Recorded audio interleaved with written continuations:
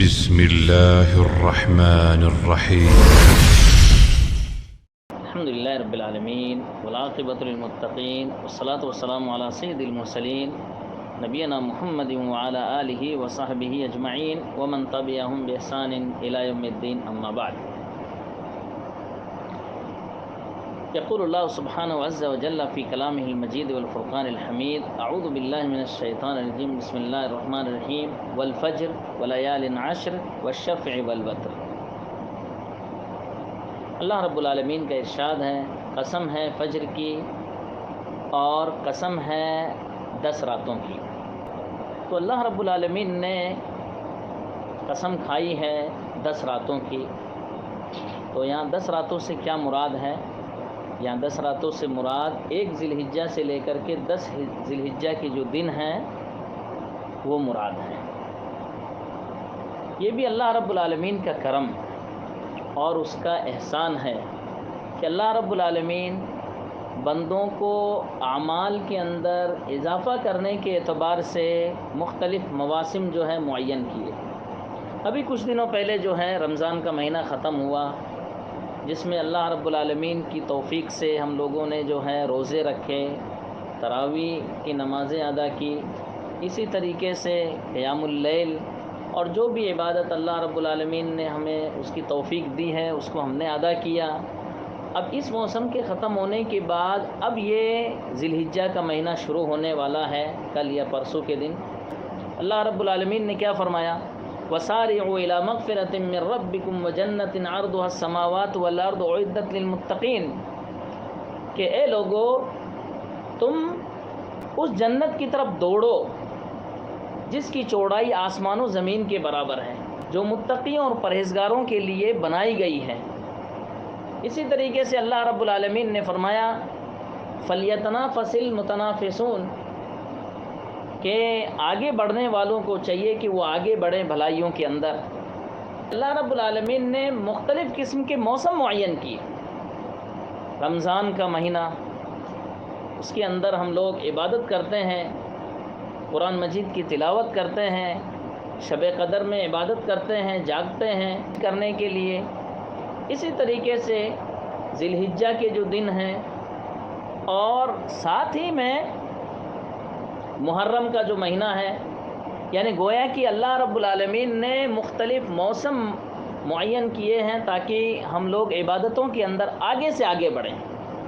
اور یاد رکھو جتنے بھی دن ہیں سال بھر کے، ان میں سب سے افضل جو دن ہے اللہ رب العالمین کے نزدیک اس میں عبادت کرنا، وہ یہ 1 ذی الحجہ سے 10 ذی الحجہ کا جو ٹائم ہے، یہ سب سے زیادہ افضل دن ہے.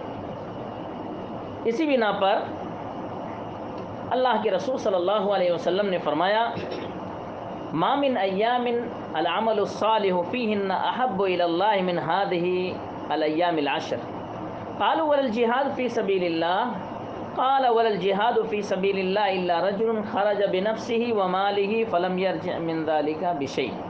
عبداللہ بن عباس رضی اللہ عنہما سے روایت، انہوں نے کہا کہ اللہ کے رسول صلی اللہ علیہ وسلم نے فرمایا کہ جتنے بھی دن ہیں ان میں جو بھی عمل صالح کیا جائے،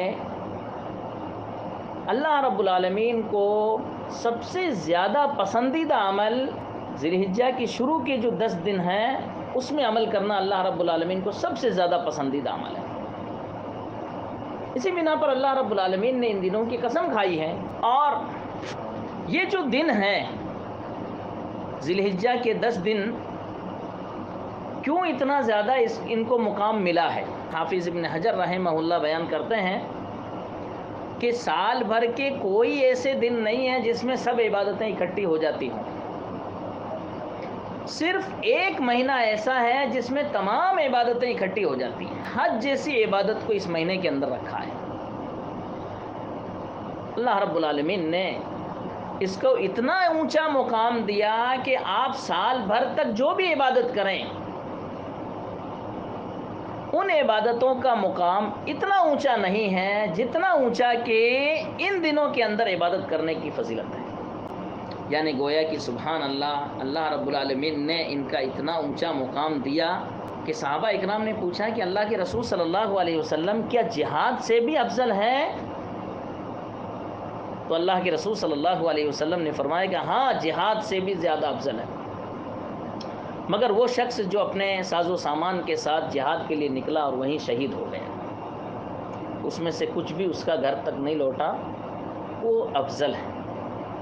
یعنی سبحان اللہ بھائیوں، یہ دن ایسے ہیں کہ بہت سارے بھائی جو ہیں ان دنوں سے غافل ہیں، ان کی فضیلت سے غافل ہیں، ان کی اہمیت سے غافل ہیں، ان کی قدر و منزلت سے غافل ہے، جس کی بنا پر اس میں عبادت نہیں کر پاتے۔ اور جب فضیلت معلوم ہوتی ہے تبھی جا کر کے انسان ان کے اندر جو ہے عبادت کر کے اپنی آخرت کو سنوارتا ہے اور دنیا کے اندر بھی کامیاب ہوتا ہے۔ اس کی فضیلت کے تعلق سے وَيَذْكُرُ اسْمَ اللَّهِ فِي أَيَّامٍ مَعْلُومَاتٍ کہ مسلمانوں کو چاہیے کہ معلوم دنوں کے اندر اللہ رب العالمین کا ذکر کریں، اللہ رب العالمین کے نام کو یاد کریں۔ ابن عباس رضی اللہ تعالیٰ عنہ اس آیت کی تفسیر میں فرماتے ہیں کہ اس سے مراد 1 ذی الحجہ سے لے کر کے 10 ذی الحجہ کے جو دن ہیں وہ مراد ہیں۔ اس کا اتنا اونچا مقام ہے اللہ رب العالمین کے ہاں۔ اب ہمیں ان دنوں کے اندر کیا عبادت کرنی چاہیے، اس تعلق سے ہمیں معلومات ہونی چاہیے کہ سب سے پہلی جو چیز ہے عبادات کے اندر، سب سے پہلی چیز جس کو مقام دیا گیا ہے وہ نماز ہے۔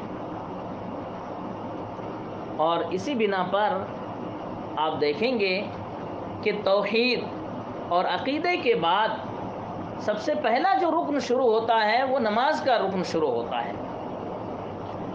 لہٰذا بندے کو اللہ رب العالمین کی قربت حاصل کرنے کے لیے سب سے زیادہ اہتمام نمازوں کا کرنا چاہیے، سب سے زیادہ توجہ جو ہے نمازوں کی طرف دینا چاہیے، اور خصوصی طور پر ان دنوں کے اندر ہمیں ان کا اہتمام کرنا چاہیے، ان نمازوں کا۔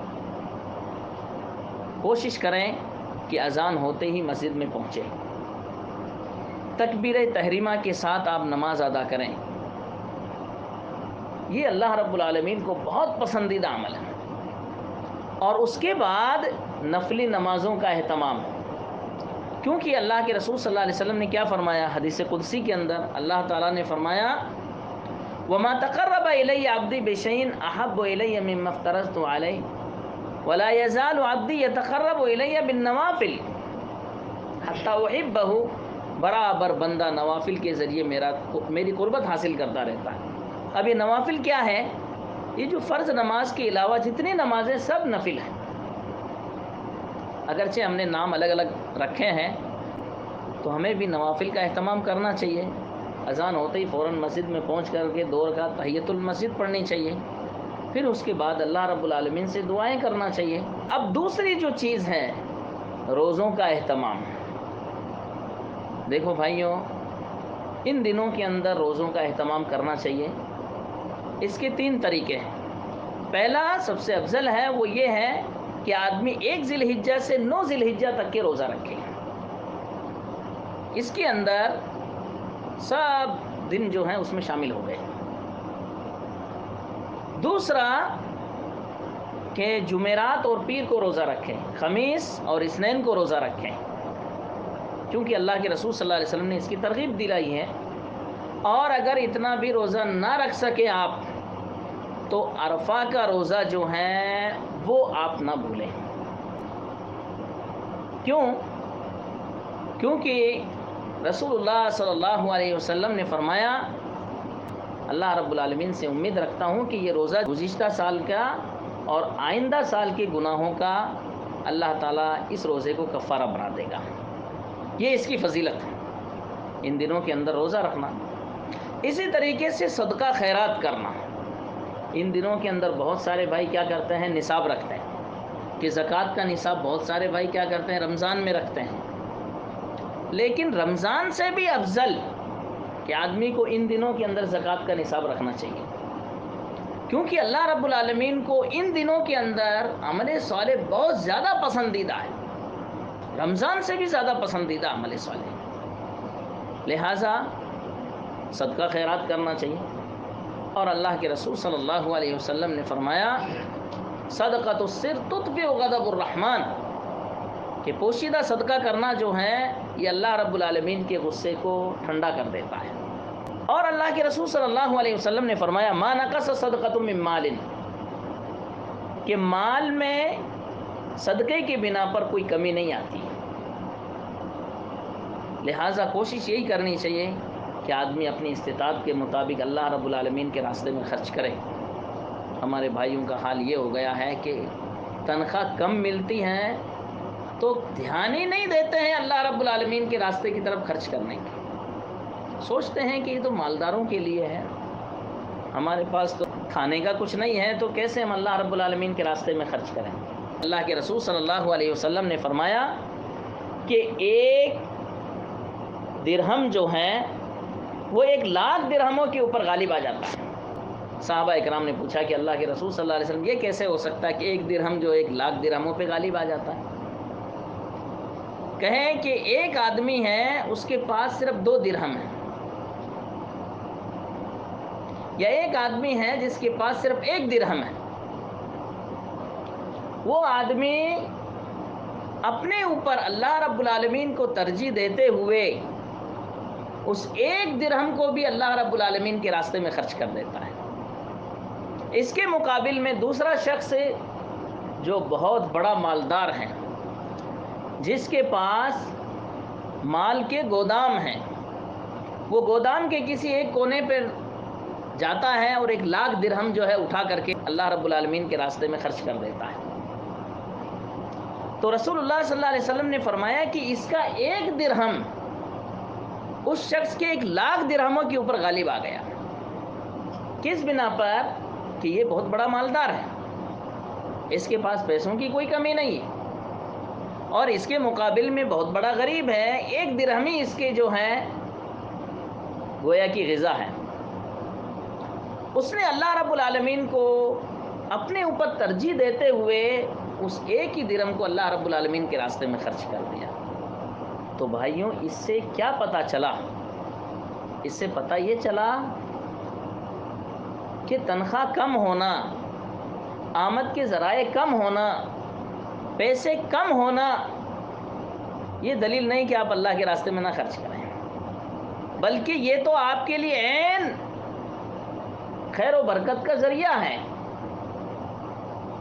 کہ اللہ رب العالمین اس صدقے کی برکت سے اللہ رب العالمین آپ کے لیے بھلائیوں کے دروازے کھول سکتا ہے، کیونکہ اللہ رب العالمین کے یہاں صرف نیتیں ہیں جن کی پرکھ اللہ رب العالمین کرتا ہے، جیسا کہ اللہ رب العالمین نے فرمایا لَن يَنَالَ اللَّهَ لُحُومُهَا وَلَا دِمَاؤُهَا وَلَكِن يَنَالُهُ التَّقْوَى مِنكُمْ، تمہاری قربانیوں کا گوشت اللہ رب العالمین تک نہیں پہنچتا ہے، نہ اس کا خون پہنچتا ہے، لیکن جو چیز پہنچتی ہے وہ تمہارا تقویٰ ہے، تمہاری پرہیزگاری ہے۔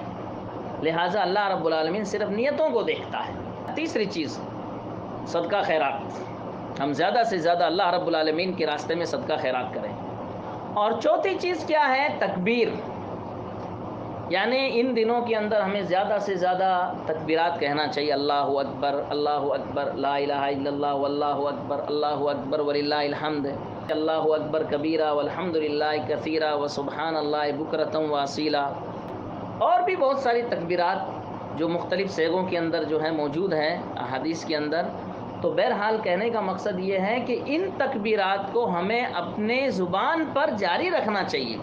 صحابہ اکرام چاند دیکھتے ہی جو ہیں وہ تکبیرات کو جو ہیں شروع کر دیا کرتے تھے، بازاروں میں جاتے تھے، زور زور سے تکبیریں کہا کرتے تھے۔ تو یہ تکبیرات جو ہیں یہ ہمیں اپنی زبان پر جاری رکھنا چاہیے۔